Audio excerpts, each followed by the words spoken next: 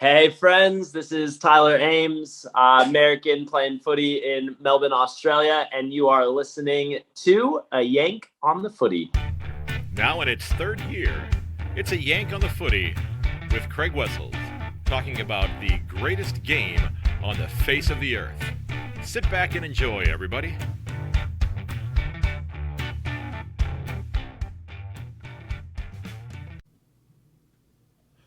Hello, everyone, and welcome to episode 122 of A Yank on the Footy. I'm Craig Wessels, coming to you from cold and snowy Sandusky, Ohio. And I'm not kidding when I say that. It was coming down in buckets of snow today. Need to get out and do some shoveling here as soon as I finish this up. As you heard in the intro, I am pleased to be joined today by Tyler Ames of the Vermont Eagles. We'll be jumping into that discussion here in just a moment. Now, this discussion that he and I had took place right before Christmas time, and you're going to learn that Tyler is an American who plays footy in Australia now, and he has done so for several years. And this journey of his, both literal and figurative, throughout Australian footy is rather unique because he's done things that I don't think a whole lot of other American players have done, possibly with the exception of Mason Cox. And it's a really unique episode. And going back and looking at the interviews that I have done recently, several of my interview guests, and if I'm missing somebody here, it's just an oversight on my part, but I've had several guests on recently, whether it's Michael Gallus or Con Sotidis or Damian Buttigieg, that were just inspirational people in terms of what they're doing with their lives, their messages, the story that they had that we talked about, especially in Damien's case, and then of course what Michael does with his organization. They're all inspirational stories, and in my opinion, having gone through this discussion and gone back and having to manipulate a couple things here and there because we had a couple little hiccups with the atmospherics, if you will, through the Zoom call that we had. So there were a couple things that dropped out here and there, so I've had to make a couple of tweaks, and I think I got everything lined up really well. But Tyler's story is not a whole lot different. Just very inspirational with what he had to say during our discussion. Now, I may have mentioned this to you before in a previous episode, and I'm sure that I did. I'm a school teacher by trade. This is my hobby. This is what I do as a hobby. I'd love to do it as a career, but that's not on the horizon right now or anything of that nature. If you know people, give them a call, and I'll answer the phone. But in my classroom, and I teach high school, so most of the kids that I have are 16, 17, a handful of 18-year-olds that are in their last couple of years of high school. And on the walls in my classroom, I have over 400 quotations that I have typed up on separate pieces of printer paper and have print them out horizontally, and they are affixed to the wall on the upper half of my classroom. And when I first started putting them up, they started very inspirational, and there were a lot of political things in there as well. But as the years went by, and I've been putting quotes up for 20 years, over 20 years in my classroom, they started to get more and more sardonic, more and more cynical. And a few years ago, the custodian staff, the maintenance staff in the district said, well, we're painting all the walls in the classrooms, so you need to take your stuff down. And I said, thank you. And they thought I was crazy because I was going to be having to take all of these papers down off the walls. And it gave me an opportunity to, one, retype them because the paper had curled up, but then also to kind of shuffle them around. So there's not a trend where it started out inspirational, and as the years went by, they got more and more cynical. Because I teach government, so as most of you probably can realize, there are an awful lot of things in government, wherever you happen to be, that you could be just a little bit cynical about. But there was a statement that Tyler shared during our discussion that just really struck me. And as I was going back through, and I heard it when we talked, and as I was going back through and editing it this weekend, I heard it and I stopped and I went back and listened to it a couple times, and I decided I was going to write it down. And it's a quote that I'm actually going to be putting on the wall in my classroom. So, I mean, I have 3 quotations that have come from students or former students of mine. And this is going to be the first quotation from one of my guests on the podcast. So I will be putting Tyler's quote up on the wall. I'm not going to tell you what it is at this point in time because I want you to hear it, and I'll mention it in the closing comments of the episode so you know which line it was that I thought triggered something in me, inspired something in me, as I should say. Triggered maybe isn't the right word to use there, but I really enjoyed it. But before we dive into the episode, I wanted to take just a moment or two and put out a call to footy fans, which everybody that's listening, I hope, is a footy fan. And I'm looking to try to line up some guests still for the club preview episodes. And I've got several of the clubs lined up. I have a couple of people for multiple clubs, which I have no problem doing that at all. But if you are still considering or still interested in coming on the show or thinking about coming on the show, or you know somebody that would be a great choice, please pass the information along. And you can click on the register as a guest button at the top of my website, ayankonthefooty.com. I'll put a link to that in the show notes. So before we finish up here, let's go ahead and jump into the episode. I hope you enjoy it. My talk with Tyler Ames of the Vermont Eagles. It was an awful lot of fun talking with Tyler. My guest this episode is a gentleman who's a former member of the Denver Bulldogs of the USAFL and became the first American player to participate in an exchange program and play footy in Darwin with the Darwin Buffaloes. And he's actually wearing his Buffaloes jumper right now. I'd like to welcome Tyler Ames to the podcast. Tyler, thanks so much for coming on this afternoon.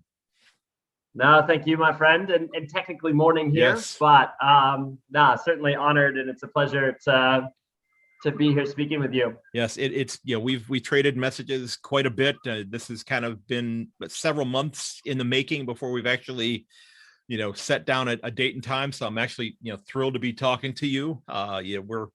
We're it's a Sunday afternoon here, and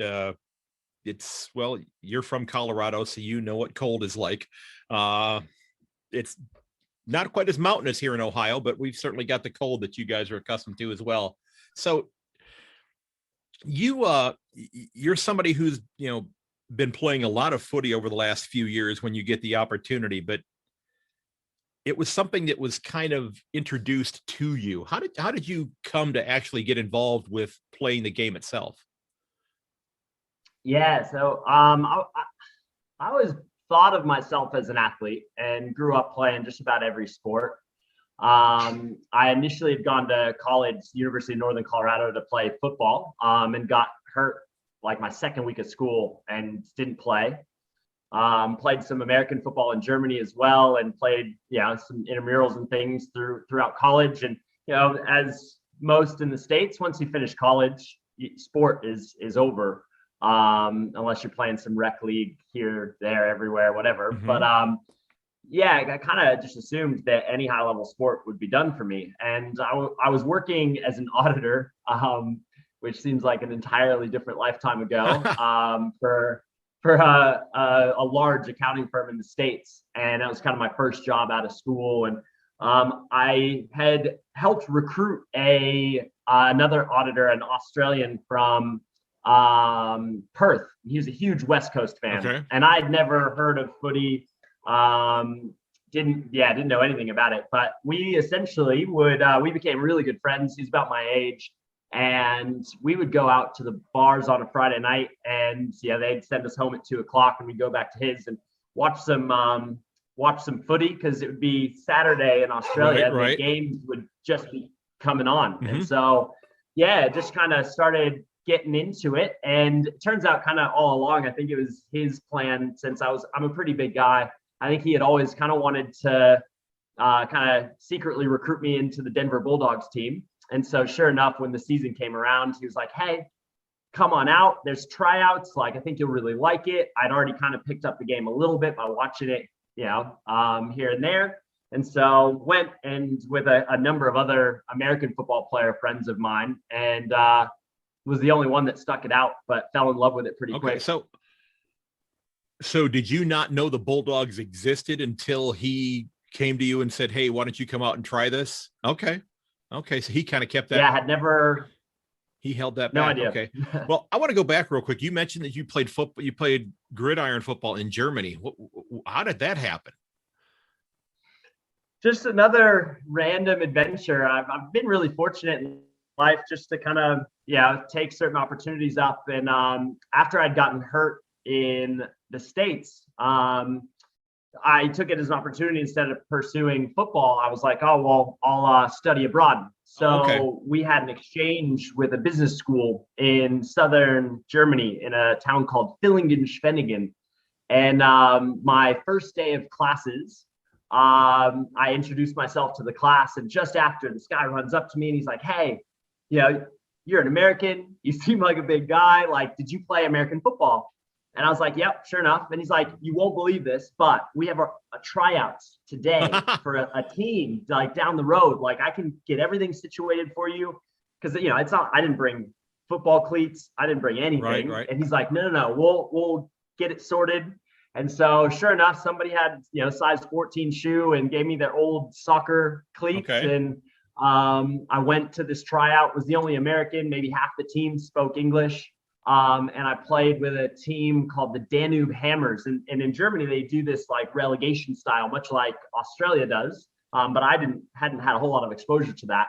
But I believe they were in the third or fourth division of the German football league. Okay. And was the only American on my team. And it's pretty funny because how the rules work, you can only have 2 Americans on the field at any given time.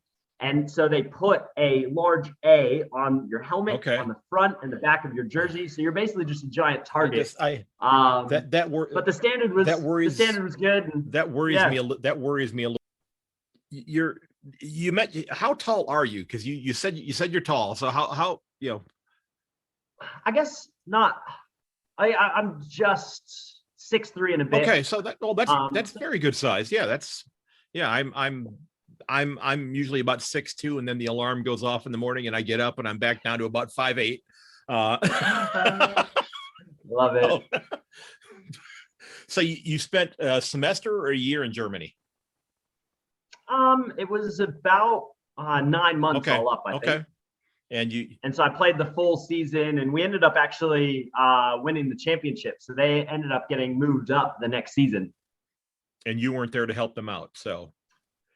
No, and I think they dropped back down. Although, it was such an interesting experience, like the whole thing, because it's just, there's so many similarities, but at the same time, there's some stark differences as well. And because I was the only American, like there was some huge guys, like really big guys, but most of them had never played, prior to a few years, almost exactly like me transitioning to the AFL. It's very much similar there.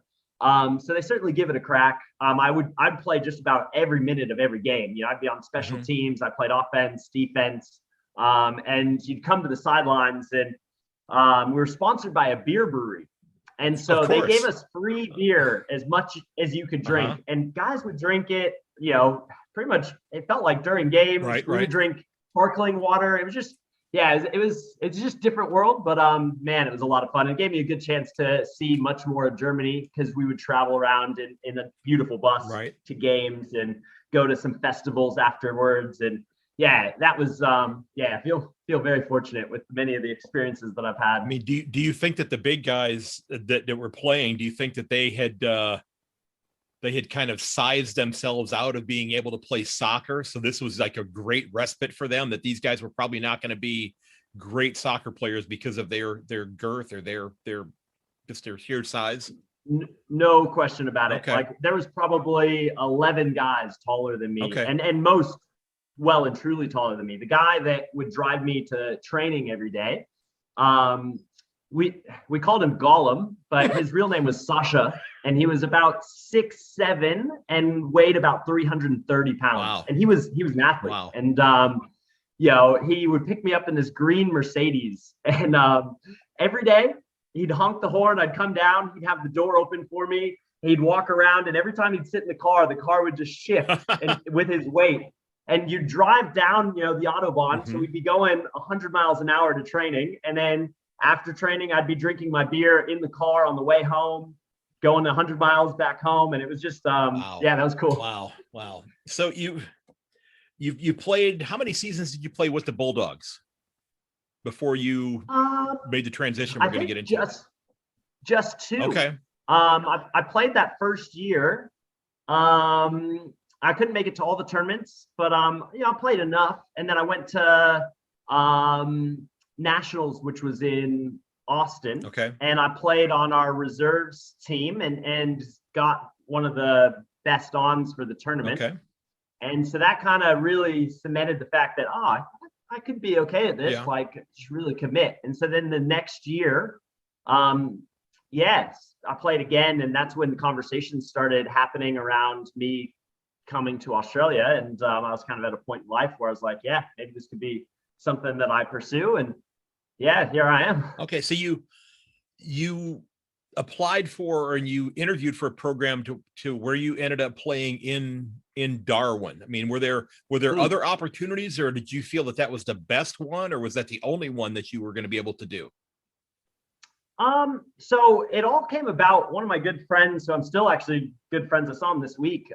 Sam Nix. He's an Australian and played out at Montrose, which is the club I ended up when I came down to Melbourne. But he was playing with the Austin Crows. And I remember a game when we were playing during the season in Austin, really hot day. They were beating us pretty good. I was in the forward line. We had a lot of time just to talk because the ball wasn't coming down my direction much. And, we ended up just, getting on really well. And he's like, oh, yeah, you should really consider going to Australia. And I really hadn't ever thought I'd ever come to Australia, period, let alone, to play footy. And I ran him down after the game and just started the conversation. And he introduced me to a couple people with the USAFL, a couple guys here in Australia as well. And they were looking for the first American to start the exchange program up in Darwin. Okay. And I went through a fairly extensive kind of interview process. I know at that Nationals met a lot of the guys. I know just having talked to them and afterwards, they had really been looking for somebody, one that could at least hold their own while playing, but didn't necessarily need to set the world on fire, but more just really appreciate the experience and go up and be able to go to a place like Darwin and just take it all in. Now, did they conduct these interviews in a sauna to help prepare you for it, or how did that work? I wish that would have helped a lot more. I did not know what I was getting into. That when I left Denver, it was in January, just after the New Year. Okay. And they had this big blizzard come in, and it dropped down to negative 22, 24 Fahrenheit. Uh-huh. And I said goodbye to my friends and my family, got on a plane. I took like a 90-hour flight.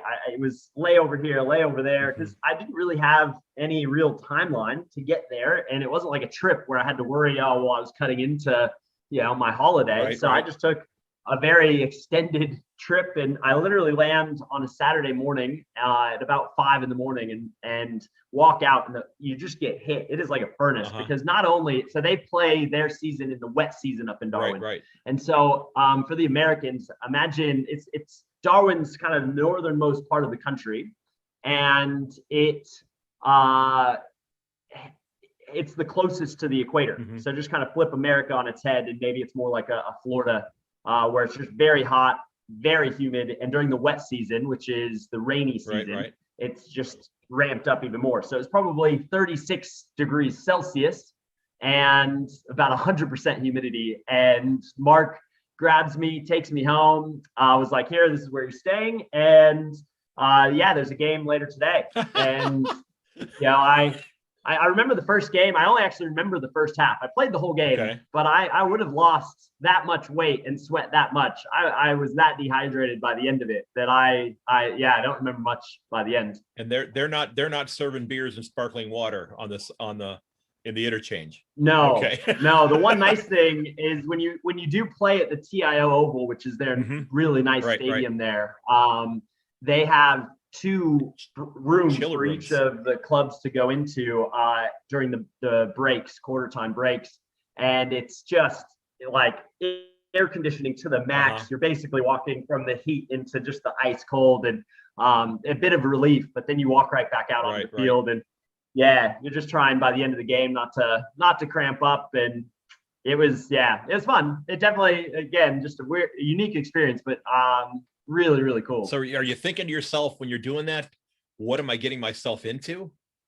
Or what did I get myself into? No, okay, never. Cool. That's good. That's good. I think for me, again, I'm just kind of a puppy dog at times in all things. And I was just so excited and so appreciative of the experience. Right. And I knew that, I was kind of the first person to be doing this.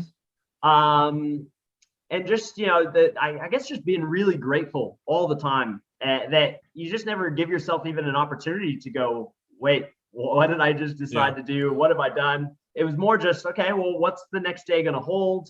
Who do I get to meet? What kind of experiences do I get to have? And up in Darwin, especially, it is such, for an American that doesn't know much about Australia, and that's your first time in Australia, it is such a unique, it's just like almost sometimes being on a different planet. Like just things that you would almost think out of maybe a movie or, but you just start getting embedded into the culture and the community. And, I lived with a family called the Motlops. Mark Motlop was my coach, but also, I guess, my Australian dad when I started. And so I lived with him and his family. He had coached, I think, in Seattle as well. Okay. So he at least kind of, could bridge the gap a little bit for me. He knew about rainy seasons. Yes. Yeah, exactly. But and kind of knew what, the other side from what I was experiencing. Right. So could really kind of normalize what I was going through. And got me around the guys. So that Sunday, the first Sunday that I was there, and this may not mean much to you, but for all the Australians, they'll laugh at this. When that Sunday, they was like, great, you're going to get to meet the whole team, and we'll get you around. We're actually doing a fundraiser. And so we're going to this hardware store and we're cooking snags. And I was like, what are snags? And it turns out Bunnings is basically like the Home Depot in Australia. It's huge. And it almost like it's this like iconic cultural, like if you go to Bunnings, you're gonna get a $2 snag, which for them is basically just like a hot dog on a piece of white bread, kind of folded. On a piece of white bread, and then they maybe puts a little bit of onions on it, and then you just put your tomato sauce, not ketchup, and then away you go. And then you have you have a drink, and so I got to actually be a part of a Bunnings sausage sizzle on day one. Day one essentially. Wow. Yeah. So how did you? Your teammates with the Buffaloes, they knew you were coming. They knew there was going to be a Yank on their side. How were you received by them? Amazing, to be fair. And I think in all situations, that law of reciprocity, right? You give what you receive. And so for me, I was just there to add as much value as I could, and just have as much fun as I could. And from I think, it was a little bit of both initially. It's just that weighing out and kind of, okay, who is this guy? What is he here for? What's his deal? Right. Like, is there, is there ulterior motives or anything? You just have a little bit of that where you have to just build the trust. And I know right from the beginning, it was like, okay, I'm just going to work as hard as I can. Makes and sense. Back then, my skills were horrendous. So I'm sure they weren't thinking, oh, great, he's going to be a huge impact for us. So when I, early on for most of my time there, I played in the twos. But I was big, and especially in Darwin, I was very big. Right. So I could immediately make an impact in the ruck. I just always smiling, always having fun, always being pretty happy. But the guys got around me so quick, and the culture and the community standpoint of footy up there is just something like I've never seen anywhere. It's almost a magical thing. And the other cool thing, thinking back to some of those first trainings that I had, for me, it's okay, well, I'm an American, I'm in Australia, and I'm watching these kids play footy. And they're brilliant. Mm-hmm. Some of the things that they were doing, I look back even now and go, how were they able to do these things? After training, having kicks from behind the goals and doing bananas and spinning, and kicking goal after goal after goal. I just assumed, okay, well, this is just an Australian thing, right? They've been playing their whole lives, this is just what they do. And now coming down and having played the last kind of 4 or 5 years in Melbourne, you realize, some of the Aboriginal kids and the skills that they have and just the creativity and the athleticism, the things that they can do. It's something to behold. Such a cool thing in hindsight. It's amazing watching, some of the the players that can do some magical things, whether it be somebody like Eddie Betts or, we're starting to see that sort of thing with, players like Kazi Pickett, who's just, he's gonna be phenomenal, and I'm a D's fan, so I'm very happy about that. That answers a question I was going to get to in a little bit. I was going to ask if you had ended up being a West Coast supporter. But now I have to ask this. Were you a D supporter before this September? I have to ask. Okay, so I'll explain this really quick of how it all came to be. So yeah, it would make sense. Okay, initially maybe be a West Coast fan because that's what I, supported my buddy Mitch. And then you would think, okay, well, I played with the Denver Bulldogs, and I actually watched that grand final at our local pub in Denver when the Bulldogs won that surprise grand final. I think that was 2016. Yep. And so I thought I'd come being a huge Bulldogs fan. When I got to Melbourne, I got placed with the Bunkles, which is kind of my Australian family now that I call them. We actually had like a family dinner last night, which was really, really lovely. But one of my Australian brothers, Sean, who I was living with as well, he worked for the AFL and he was a big D's fan. Okay. So even though the rest of the family were all Bombers supporters, he had kind of broken free, followed the D's, and I played with a club called Montrose in the Eastern Football League, and they were also the Demons. Okay. And so very quickly, when you're supporting the Demons every weekend with your club, every chance we got to go see a game at the G that I wasn't playing for, we got free tickets for my brother, so we could go see games. Oh, cool. And when you're singing the song, and it just, so there was a big clash between the D's and the Bulldogs. And I was like, cool, this is going to be my moment when I really know what team I really love the most. Right. And I don't even know if the D's won, but I barracked for them for the majority of the game. I found myself just pulling for them. And so I just figured, well, that's where my heart is. I'll stick with them. And so that first season, we missed the 8, which is the top. Right. The top 8 teams basically make the finals for the Americans, I suppose. And so we missed that by just percentage. So we had an even draw with the last team, but they had kicked more goals to what was scored against them. And so they made it in. So we weren't good. And then the next year we came out of nowhere and we played brilliantly. And I went to every single grand final game here until they went to Perth and got absolutely destroyed. Shared a few tears that day. And then the next year we're thinking, okay, well, we have a young team. We look really great. We're going to come back. And we second bottom. We were nearly the worst team in the league. Right. And so that's a very typical D's thing, right? Because I talk to my brother all the time, and some of the stories about him growing up, going to see games where they were losing by 100, 200 points. This is professional sports, right? And they're losing by 200 points. Like they up until this year, they had not won a grand final in 57 years. And so as much as now I'm getting some slack for being a Fairweather fan. Ooh, nice. Yes, the last hurrah. Love it. Yeah. And the D's have such a great culture. There's so many legends of the game that we either coached or played with them. Absolutely. And so this year was magical, and a bit of a shame because obviously we're in lockdown for the grand final. Amongst other days of the year, yes, but well, lots of lockdown, but that one in particular. So snuck up to my brother Sean's house and watched the grand final with him, and at least that was nice. And then just 2 weekends ago, one of my friends here took me to. She's a big D's fan as well, and so we went, and they showed the whole game on the jumbotrons, Right. and then they had all the players come out. They did like the big presentation. There's about 40,000 fans at the That MCG was good. there just to kind of celebrate it in retrospect. So it was good. So you made the trek from Darwin to Melbourne.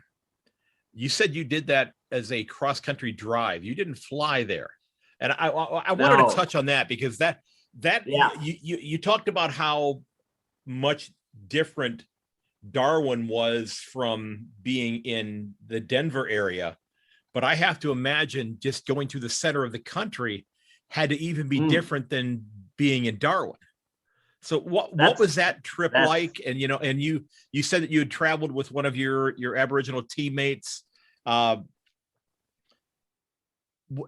Was that sort of a similar trip to the 90-hour flight where you were not necessarily in a hurry and doing some sightseeing and learning more about the culture and more about the country as you're making that trek? Yes and no.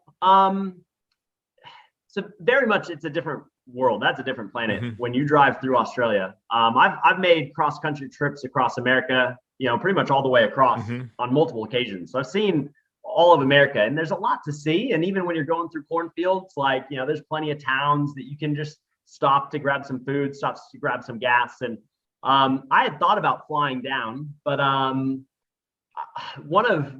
couple of the guys actually, but one of my teammates, Alex, every year, because of the difference in seasons. So essentially, because footy is played up in the wet season, which allows then in the dry season cricket to be played, versus then down here, the seasons almost flip on each other, and in footy's played in the winter. And so how it works with a lot of the guys up in Darwin that play high level in the NTFL, they're able to come down, and clubs around Victoria and other places, they'll pay players, cash in hand for every game. And then they generally put them up in accommodation all together and then get them like an apprenticeship or some sort of job. Okay. So it's actually very, very, it's very fruitful to be able to do that, because then they can go right back up to Darwin and play in kind of that off season. So I knew that there were a couple guys coming down, and Alex had become a good friend of mine. And there's a small town up on the border of New South Wales and Victoria called Swan Hill. And he had come down a number of years back to back to back. And his partner, girlfriend, now wife, lived in Swan Hill. So he would come down to play. And so I knew that he was coming, and I just said, hey, if you've got any extra room, I'd love to just come with you instead of flying. Okay. Just because, again, I figured, when am I ever going to get an experience like that? And he was, again, being Aboriginal, he's originally from Alice Springs, which is also in the Northern Territory. Yes. So that's where, if you were ever to go to Uluru, it's on the route there. Yeah. You basically would fly into Alice Springs. And so we drove like 16 or 14 hours. Can I stop you there? Oh man. But yeah, we drove straight through. And how basically because he was from there, we spent about 4 or 5 days in Alice. Driving through the middle of Australia, it is just like driving through Mars at times. It is just barren red, as far as the eye can see. You have to take gas canisters with you or petrol, you would call it here, because you would drive 2-3 hours and not see a single car, a single soul. You certainly wouldn't drive past a petrol station.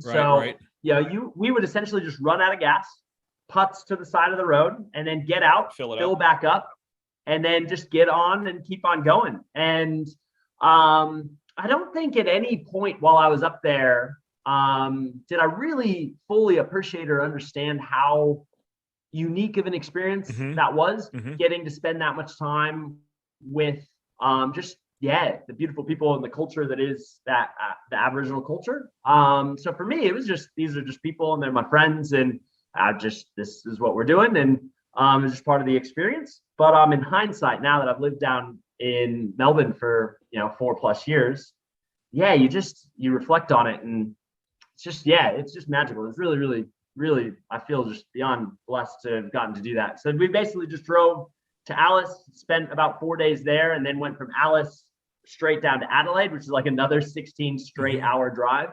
And then spent a couple days in Adelaide before just about 3-4 hours to Swan Hill. And then I played a couple practice matches in Swan Hill at the start of the season with him. Okay. And then I went from Swan Hill on a train down to Melbourne, which is where Rod Bunkle and the Bunkle family picked me up from the train station, and I lived out in Croydon, which is kind of the eastern suburbs of Melbourne. So you'd made arrangements to play with Montrose before you were headed down. Okay. Yes. Okay, okay. That makes sense then. So and go ahead.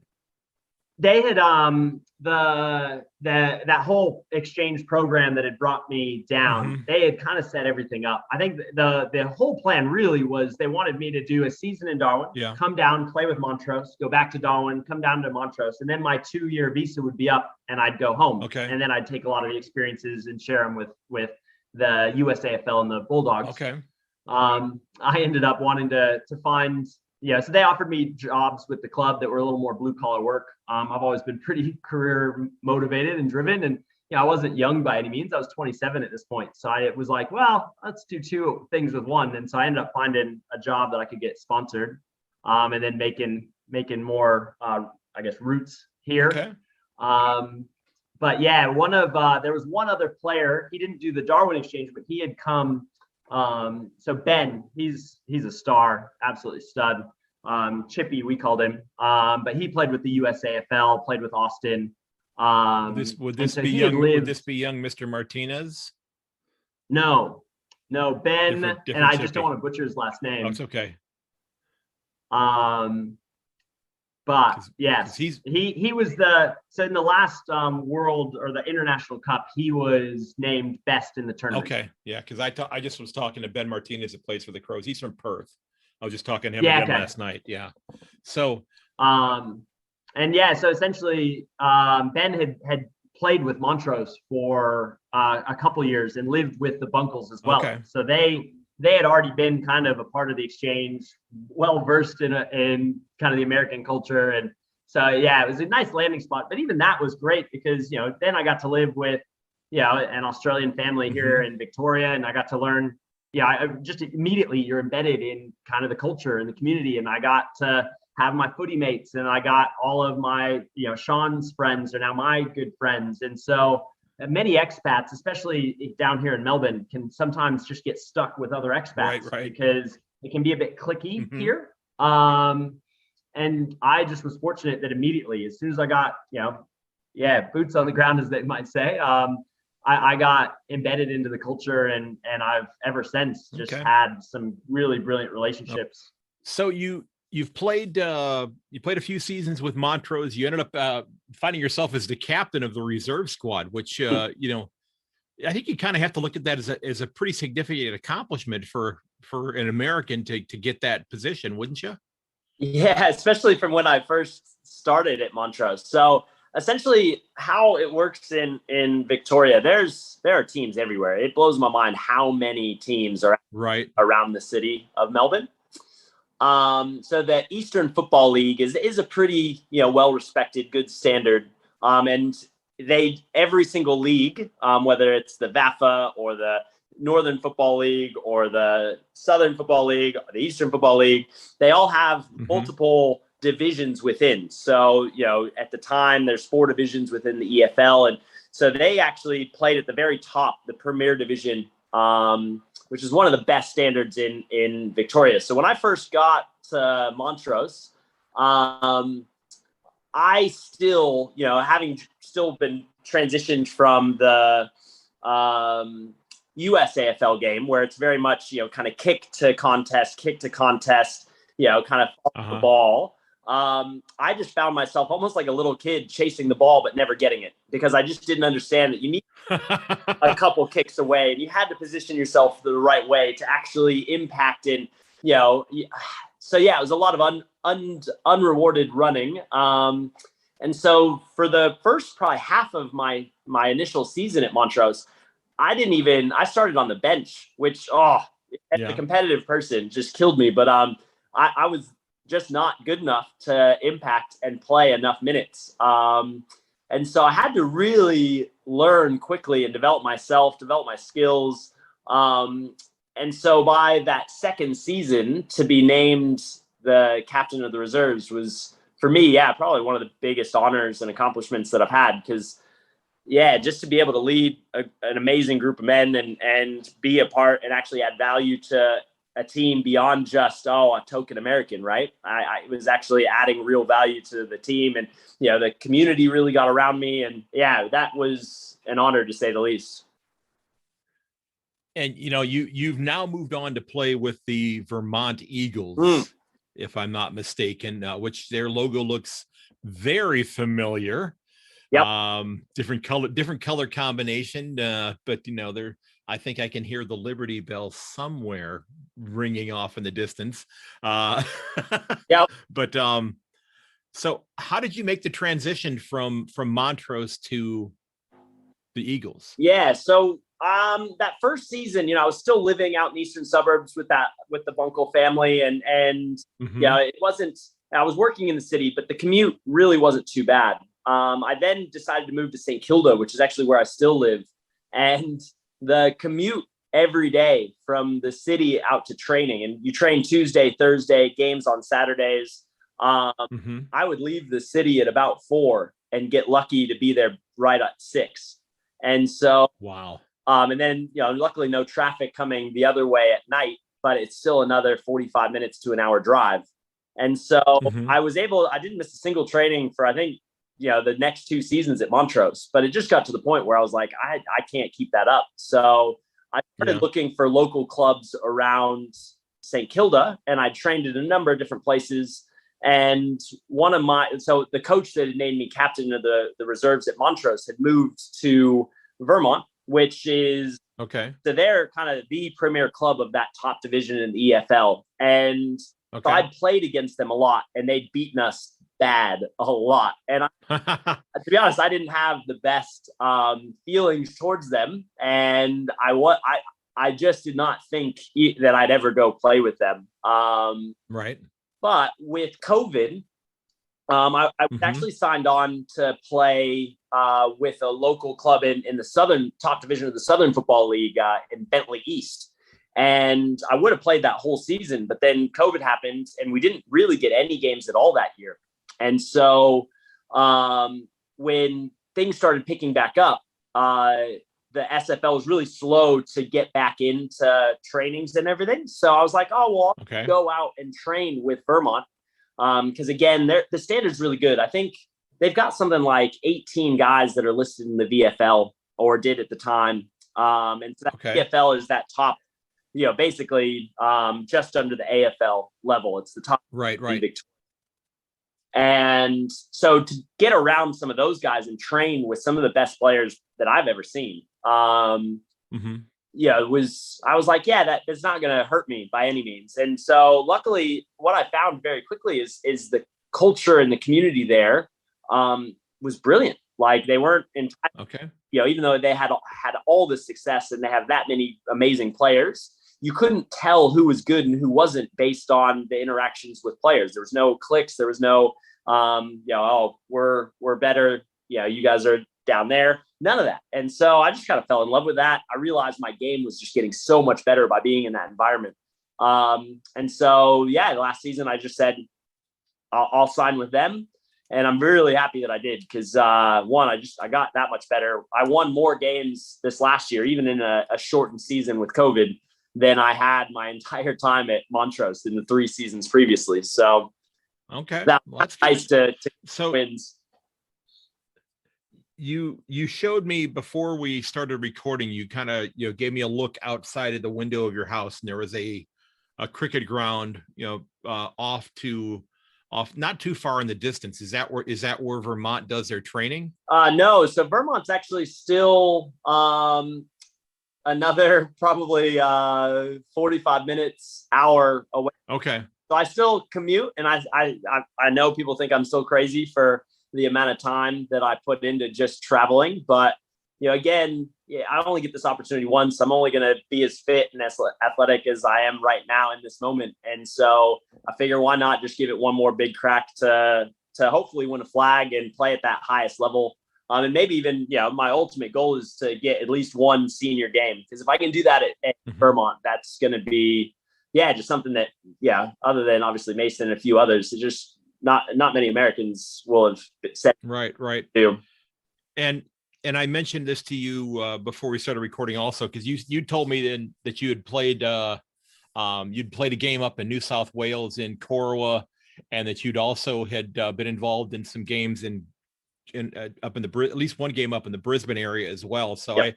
I said, other than Mason Cox, in the AFL, you might be the American that's played, high level footy in the most states in Australia. And your plans are to hopefully get to Tasmania this winter. Yeah. If I'm not mistaken. Yeah, it just kind of became one of those things where I'd played in 3 different states, and I was like, you know what, let's go for all 7. If I'm here, that's something that, not even just as an American playing footy in Australia, but Australians. There would be very few that have probably played in every state in Australia. So I just thought, all right, that should be something that I just put in the bucket list of accomplishments that I'd like to say that I've been able to do. And so I've been slowly but surely ticking each one off. If it hadn't been for COVID, I'd probably have achieved that by now. But I'll get up to Tassie this year, hopefully Perth this year, just basically during bye weeks. You have to sign. So you have to delist from your current club. And so my club has to allow me to move away, break my contract for basically a weekend, and then sign whatever club I go to just for a weekend, and then do the whole process, transfer back to my actual club. So it's a bit of a thing, but definitely worth it. Okay, that's fantastic. So it's so you've been in Australia. You actually came back to the States in, I think, February, back to the U.S. in February of 2020 to try out for the U.S. national squad. Yep. And that didn't end up happening. Yeah. Because, something happened. Somehow COVID ended up getting out into society. We're not supposed to talk about how that happened. No. But it somehow it happened. Who knows what possibly could have occurred. Okay. Did you have a hard time getting back into Australia? Because, were they just getting ready to start the lockdowns at that point in time, or what happened with that? It just was, just right before everything started happening. Funny enough, when I landed in San Francisco for my layover to get down to Houston, in the international terminal was the first case that went from America back to Australia. And so it was a doctor who actually was in Vail, Colorado, funny enough. So a couple of connections there. And he was flying back and actually lived in Turak, I believe, not maybe a stone's throw from where I'm at now. And so it was probably still another 3 weeks before Australia went into any sort of lockdown. So I was able to make it back, no issues. But then I wouldn't have been allowed back in, and it would be completely different now. Yeah, you'd ended up having to stay here, and because when you came down to play for Montrose, is that, I know you'd said you'd been offered some different types of jobs, but is that when you really started your career, back in tech and that sort of thing? Yeah, did that kind of start happening at that time? So my roots were in public accounting. I was an auditor, and then I thought I'd have to become an auditor here to get sponsorship. And instead, I went to a recruiter that specialized in accountants and told them I hated accounting. And so they didn't kick me to the curb. Instead, they said, "Oh, well, do you want to work for us?" So I started at a very entry level, like $60K a year job in recruitment. And fortunately had a lot of success really early on. Moved into a management position within, about 18 months, moved across into managing with the same company, a financial planning and wealth team. And then That success, after about a year, a large multinational recruitment agency brought me in to basically manage a tech team. And then I did that through COVID. And now I'm with the organization I'm at now, do technology recruitment. Cool. So, I one of the other people that I talked to quite a bit online, and I actually owe him a note because he sent a couple to me. Are you familiar with Rick Shabani? Oh yeah, he plays with the LA Dragons. Yep. Okay. Well, Rick did something very similar to what you did. He came over, I believe, in 2018 and played a year in the Melbourne area. Yeah. There's a group of us, not many, as you know. There's I think at the time maybe 4 total Americans, but we'd get together at Gosh's Paddock where the D's actually do their trainings, not far from the G. And yeah, we just have a kick all together. And so Rick joined us a couple times for that. Which is really. So yeah, what I wanted to ask you here is, and I wanted to get your thought on this, because would you, and I have to read how I wrote it down here. I said, would you recommend to other USAFL players who are basically the term I kind of put down here is as horizontally mobile as you were when you made the trek to Darwin, and that you've got the requisite set of skills. I'm not gonna say a unique set of skills, because I think that I owe Liam Neeson $1 for saying that. But would you recommend that they try to find a way to come do what you did in Australia and come play at that kind of level? Oh, without a doubt. Like, you'd be silly not to. If you had the opportunity to come and experience this, it's unlike anything that you'll ever do. The footy culture, people just get around you. And because it is still so unique to be an American playing here, the amount of doors opened up, the amount of relationships, people that I've met through the football community to the very highest levels, even just funny enough, I was at my company Christmas party at a place called the SB last Friday. And there's a guy named Razor Ray, who's like an official. And yes, Razor Ray of the, we kind of joke about his abilities with the center bounce. Yeah. Nowadays. Yes. Yeah. So you met Razor Ray, huh? He was just with a group of friends. I was wearing like an outlandish Christmas suit, and I just sat down and just told him, hey, I played with the USAFL, because obviously he had been across and done some work at the Nationals, and and we just chatted for about 30 minutes. And it's just those kind of things where that's terrific. Yeah, people just they get around you because they're just happy that you're embracing their sport and their culture. And you would get to a club and immediately have 30, 40, great friends that would take you out, would look after you. There is a lot of money as well in local footy, which is great. So you easily could find a club where you're getting paid, not heaps, but a little bit as just side income. But then more importantly, like, clubs go out of their way to put you up in accommodation or to help you find a job. So you'd really have no issues landing on your feet. And now there's enough of us here that whatever level you're at, it doesn't much matter. There's every level of footy here that still play. Right. Still come and train every Tuesday, Thursday, get a game. So you could find a level for your skill set and grow so much. Like, the amount that I grew in just 1 year over here versus, probably, if I had played just the last 5 years in America, like night and day. That's fantastic. I mean, and I'm thrilled that, that you've been able to develop your skills and it's led to some good career opportunities for you and some of the other things that you're doing as well. So I had a few just kind of questions to get to know you a little bit here as we kind of work towards wrapping this up here. Now, or did I just scrolled right past it there? Here we go. From everything that I've read about you online and from what you shared with me, you seem to have had a lot of success in your life. A lot of things have gone extraordinarily well for you, which is a great thing. But is there something that you're not very good at? Well, I would have said cooking. Before COVID, I was a terrible cook. so bad. You're a terrible cook. Okay. Then with COVID, I started getting into HelloFresh. And because I had a lot of time and I was locked in my house, I started getting into cooking. And so now I actually quite like it. I think I'm pretty good at it. Besides that, I don't know how to knit. Okay. Well, that's okay.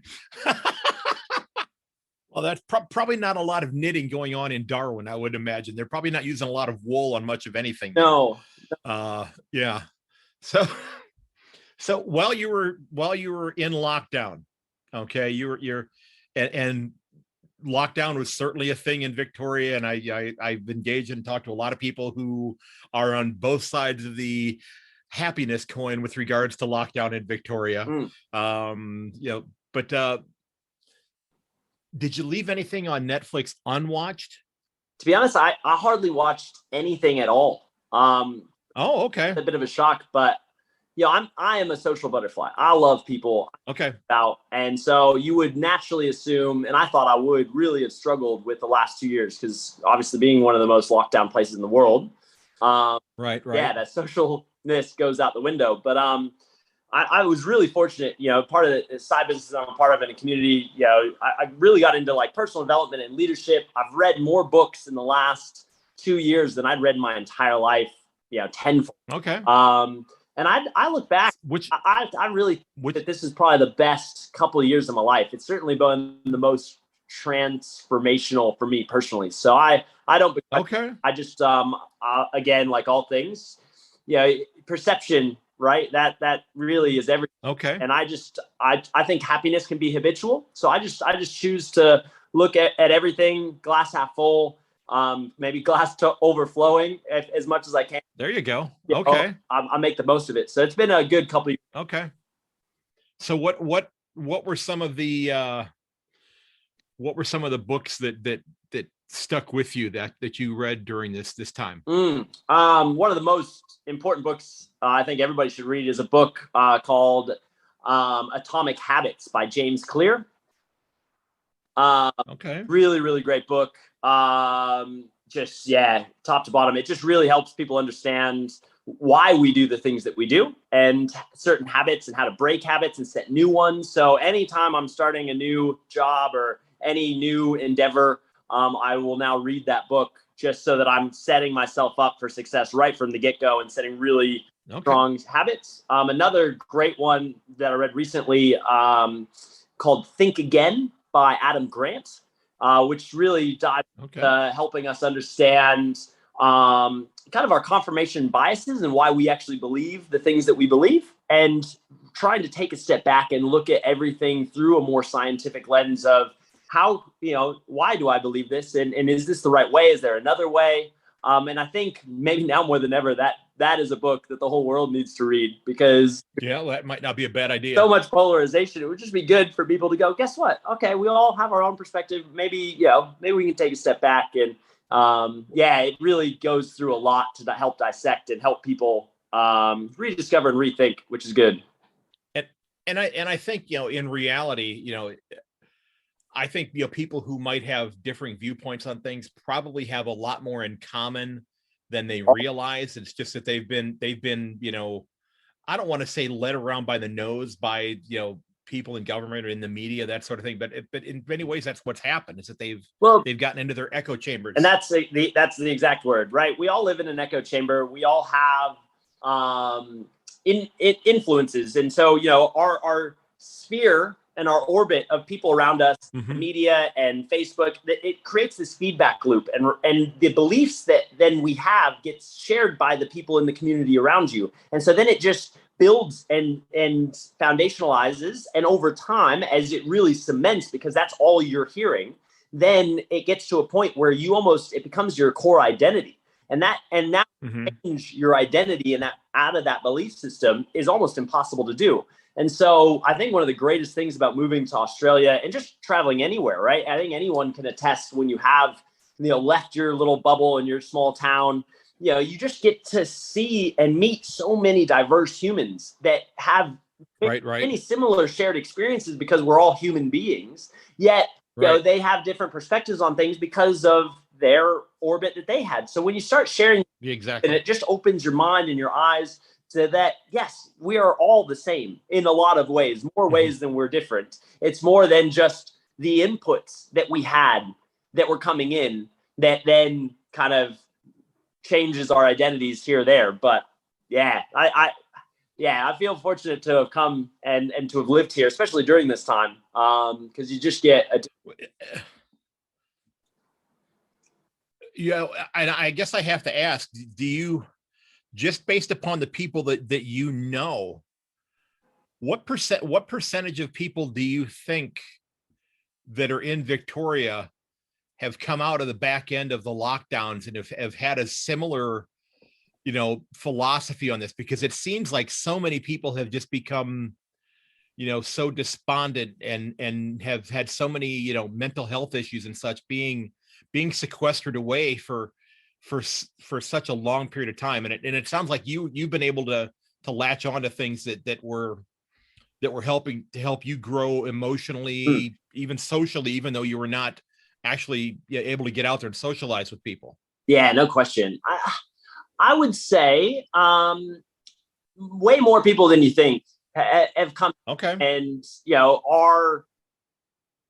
are doing better now that we're out of the lockdowns. The problem really, being in lockdown and it's more that fear of the unknown. So your body naturally goes into that kind of fight or flight. And even myself, I'm not performing at my very highest. I have bad days. I just choose to look at it through a positive sphere. And then there's something that I've really noticed around here lately, now that we've come out of this second long lockdown and back into the real world and just right back into holidays and fun and people.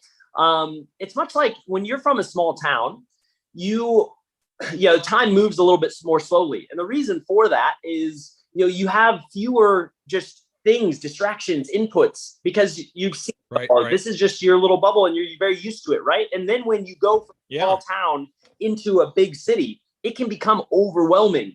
And because it's so many new things that your mind now, it's fatiguing. It now has to just figure all this stuff out. Well, what we've done here in Melbourne, it's a beautiful big city, and when you're used to that, we've lived here long enough. And a lot of people that are from here, you spend your whole life here. Well, you've now gone from a small town back into a big city. You feel like you should be able to just go right back to your normal way of living.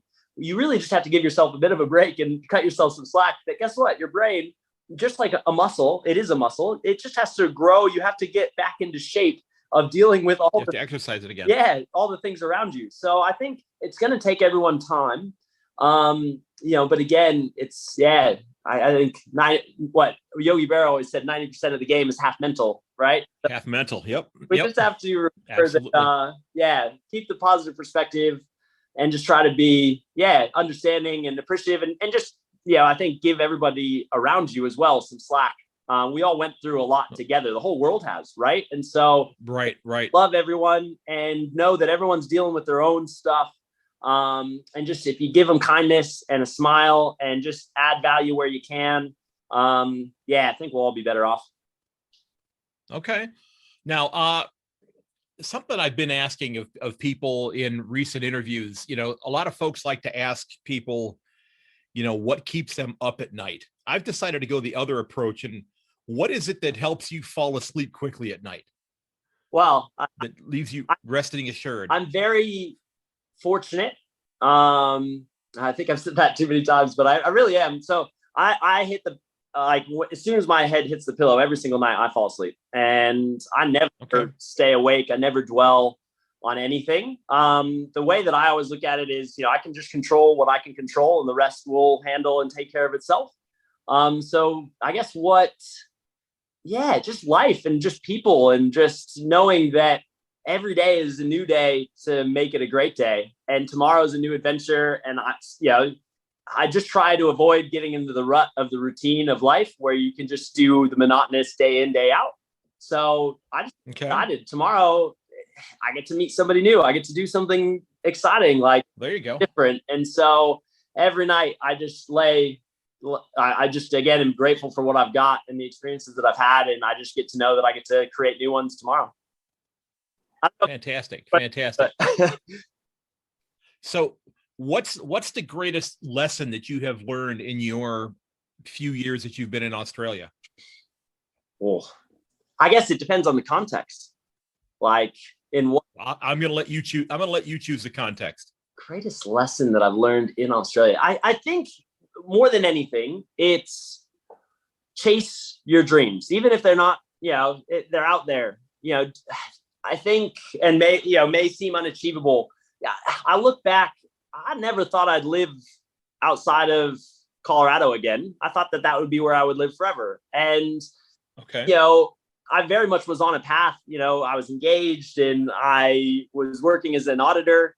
And I think back to that life, I could very much have kids and have that kind of quote unquote American dream life with the white picket fence and the two dogs and, but I don't know if I would have been overly happy with that life, especially now seeing what I've been able to create and just how big this world is. So I would, I guess, the ultimate lesson that I wish everybody knew is that, man, we've got time, but not all the time. So take advantage of that's a good point. Opportunity, chase whatever it is that your heart is telling you to chase, because every day is decisions and you get to make those decisions, but it's going to ultimately lead you to where your life will be. And so I guess that whole concept of our thoughts become our actions become our habits become the life that we create over the 2 to 5 years. Well, we just put that into everyday life, like just go out there, be adventurous, do something exciting every day, and chase your dreams. That's what I would say. Okay. Now, to follow that up, I've got maybe 3 or 4 other questions that I'm going to ask, that I want to ask here. Vegemite, yes or no? Yeah, in small amounts. Okay. I've kind of freaked some people out in Australia that I tried it for the first time in June, and I have gone through 6 jars in less than 6 months. Wow, good on you. I absolutely love it. That's amazing. Absolutely love it. That's not me. Yeah, I can't. My daughter's going to be coming home for a few days during break here shortly, so I'm hoping that I can get her to try it. Although I'm down to my last jar right now, because I'm still hanging on to my empties. You got it. I just started. Yeah, I have a whole drawer full of the empties here because I've just been putting like loose change in them. Yep. But it's been I've really enjoyed it. I actually found on Amazon where if I buy a case of 12 jars, that they're actually like $2.50 a jar cheaper than buying them 3 at a time. So I'm gonna be making that purchase soon. So you've been tasked with scheduling a music festival at Marvel Stadium. Okay, what 3 bands are performing, or what 3 artists are going to be performing? That question might be impossible to answer. Well, I'll give you a funny story that you'll appreciate. So that falls into this a little bit. Make it pretty quick. So there's in St. Kilda, it's very eclectic, funny place, right? Lots of artists and a lot of just different people from it. And I've been playing with a group of old guys. They've been playing in the park for like 25, 30 years together. And I stumbled across them. They invited me in. And it took me about a year. And I invited that guy I mentioned earlier, Sam Nix, to come join us one Wednesday, because they do every Sunday mornings and Wednesday afternoons. And it was about a minute before he runs over to me with his eyes wide open. He's like, "Oh, do you know who these guys are?" And I'm like, "Nah, just like, well, that's PK and that's Kingy and that's, I just know them by their nicknames." And he was like, "That's Paul Kelly and this is this famous person." And so it turns out they're all these famous comedians, artists, footy players. And I just had no idea. So Paul Kelly would be one that I'd put in. Because again, Australia, for the Americans, Paul Kelly is a bit of an icon here. In his songwriting. So he would be kind of one that would be great. Obviously AC/DC, another Australian band that why not? Okay. Let's just put them in. And then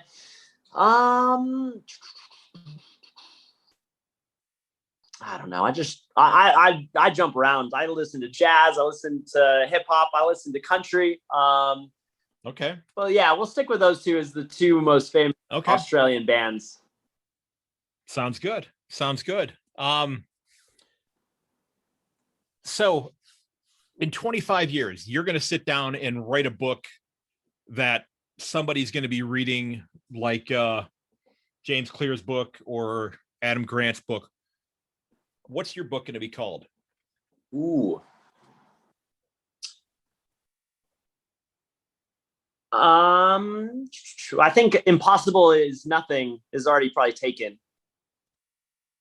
Okay. But it would have to be along those veins, because I do think that Okay. anybody can do anything. I really like, with enough time and effort and energy, and with the right kind of people around you, you know, you can accomplish anything. And so it'd have to be something around that. Okay. That sounds great. That sounds great. Now, last question for you. And what's the proudest moment of your life? Wow. Proudest moment of my life.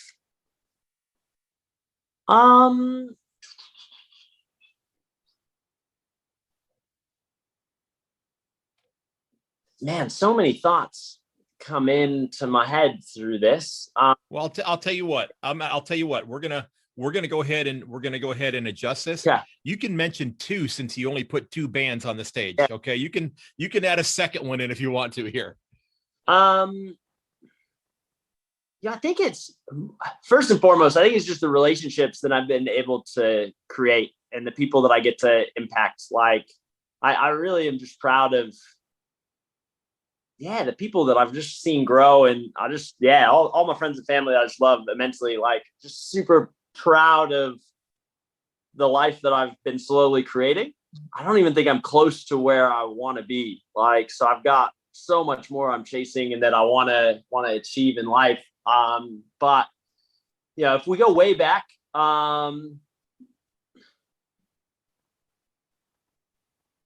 it's every phase. You just, every day you got to find something to be proud of. Like, I've done a lot of random things. Whether I was an Eagle Scout at a pretty young age, obviously pretty. Well, there you go.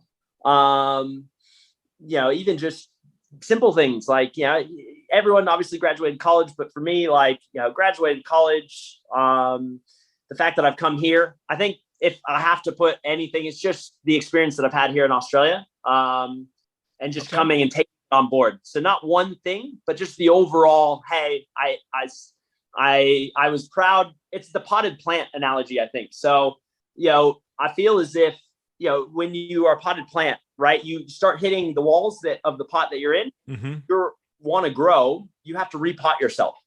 And so for me, moving to Australia was that. But to be honest, that's a difficult thing, right? You're leaving all that, the comfort zones and your friends and your family and your support systems. But you almost, for me, I had to do that in order to continue to grow and flourish and to expand, right? So I think that's the proudest thing for me, is just that I was able to do it and I'm still here. Fantastic. So, how can listeners, if they want to follow you on social media, how can they get in touch with you? Or how can they follow you if they're at all interested in doing that? If you're okay with them doing that. Oh, I love chatting with anybody, and I will gladly have a conversation and jump onto Zoom and just help whoever I can. So my Instagram, definitely just Tyler Kaywood, which is my middle name, Caywood.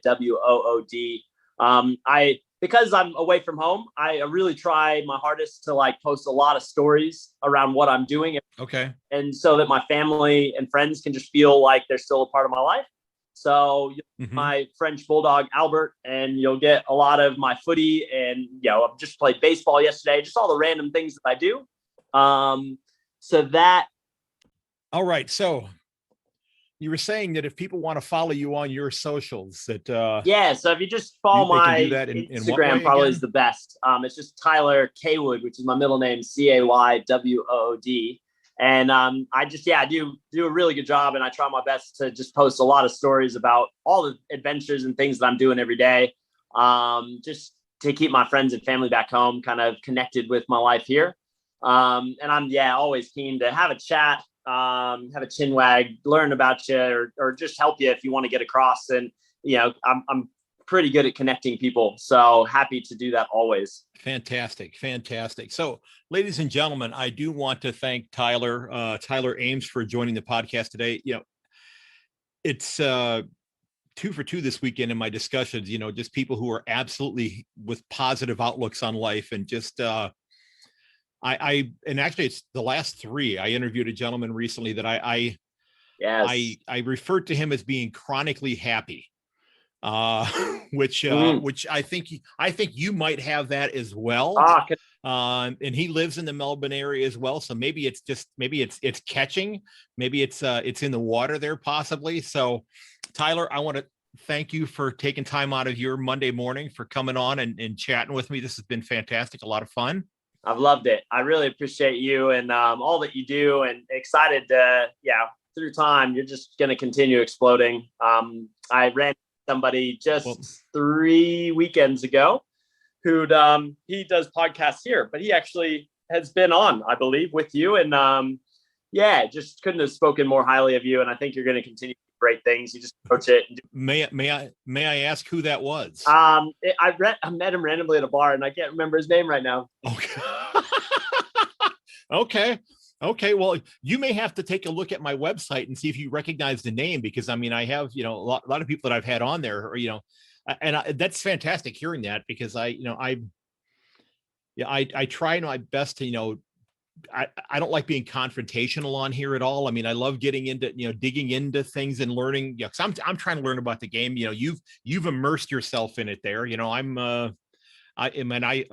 I'm living in a house that's about 10 blocks away from where I grew up. And I've been here, my grandparents lived on the next street over from where I live, and I'm getting ready to take my dogs for a walk over there here in just a few minutes.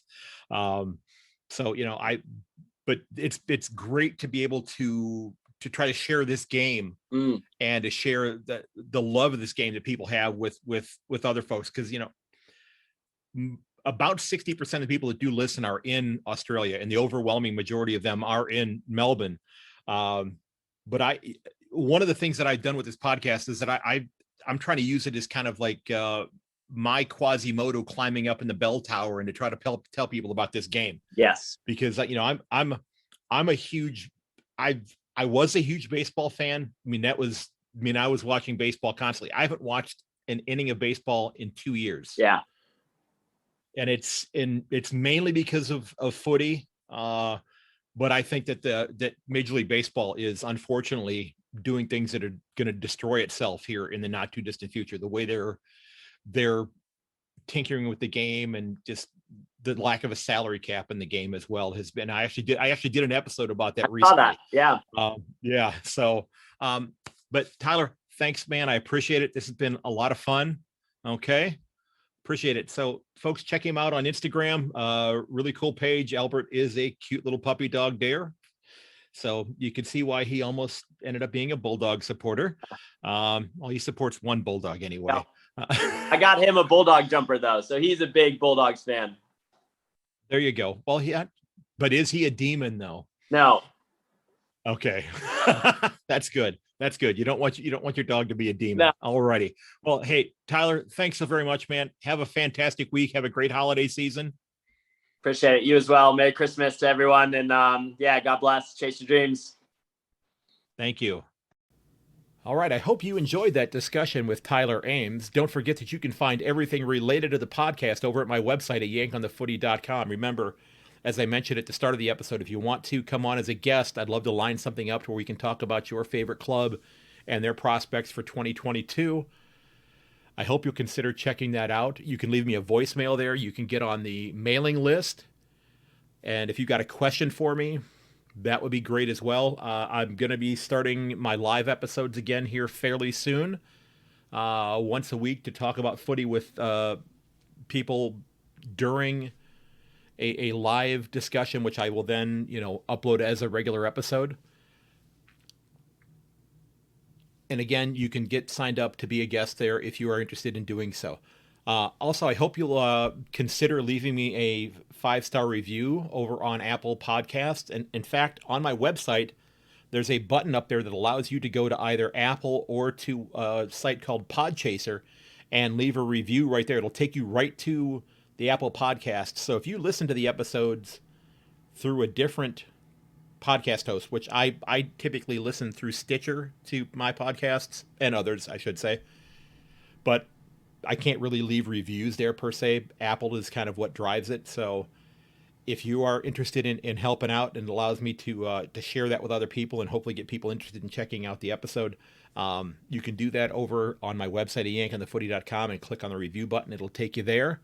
Remember, if you want to help out the podcast, you can do that by going to my Buy Me a Coffee page, the little yellow button in the bottom left-hand corner, or checking out my Redbubble storefront. I did actually sell a sticker this past week, so somebody bought a sticker from me, and I truly appreciate that. I thank you so very much. I also picked up a handful of stickers as well, and you may notice in the show notes I do have my mailing address there, and over on my socials I keep updating the front of my desk in my classroom, and I'll be updating the sides as soon as it starts to fill in, but I've been adding all sorts of footy-related stickers there. So if you happen to have a sticker for your club, I just put a Brisbane Bears sticker up just this past week. It was great to get that one in and be able to display that one. So if you got a sticker from your favorite club, if it's a local footy club, that'd be fantastic. I love to support those and show those off. Drop it in the mail. Like I said, my mailing address is in the show notes.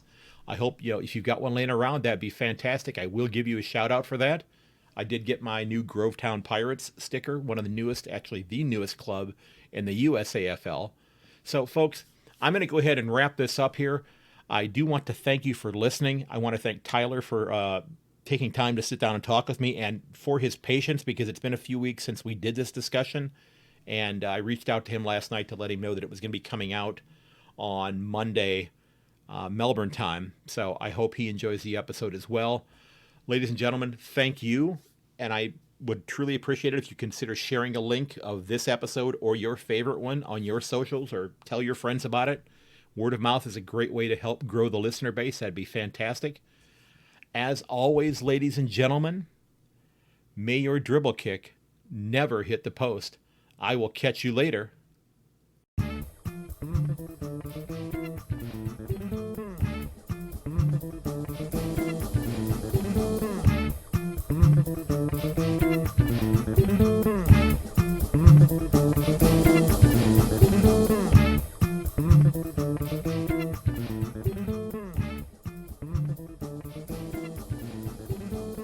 This has been episode 122 of A Yank on the Footy. Don't forget that you can reach me at Yank_on Twitter, or by email to yankonthefooty@gmail.com, or check out my website at yankonthefooty.com. You can also find me on Instagram and Facebook.